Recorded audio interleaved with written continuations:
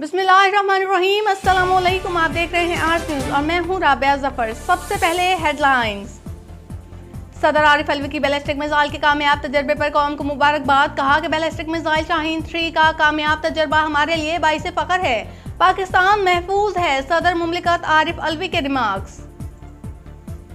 Social media पर सेहत card की बंदिश के हवाले से ज़ेरे गर्दिश खबरें बेबुनियाद निकली। पाकिस्तान भर में सेहत सहूलियत प्रोग्राम के साथ साथ शामिल तमाम अस्पताल मुआहदे के मुताबिक तमाम शहरियों को अस्पताल में दाखिले के मुफ्त खिदमात फराहम कर रहे हैं। BBC उर्दू की स्टोरी पर ISPR की तरदीद। BBC उर्दू की आज शाया होने वाली खबर सरासर बेबुनियाद और झूठ का पलंदा है।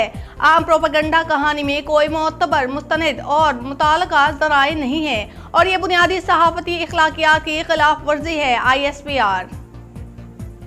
खानेवाल LPG रिफिलिंग दुकानों के खिलाफ जिले इंतजामिया का क्रैकडाउन तेज कर दिया। डिप्टी कमिश्नर सलमान खान लोधी ने असिस्टेंट कमिश्नर को कार्रवाई के लिए फ्री हैंड दे दिया। असिस्टेंट कमिश्नर रुमीज जफर ने मियां चंदू शहर में छापे मारे। LPG का गैर कानूनी कारोबार करने वाली 6 दुकानें सील करके सामान जब्त कर लिया।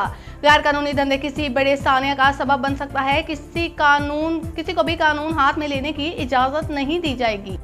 और मुसल्लह अगवाकारों ने अगवा होने वाले बच्चों पर ही अगवा की FIR दर्ज करवा दी। थाना सिटी कबीरवाला की हदूद में मुसल्लह अगवाकारों की तैयब नामी स्टूडेंट बच्चे को अगवा करने की कोशिश। 12वीं क्लास के तालिबे इल्म वसीम बट्टू ने नाकाम बना दी।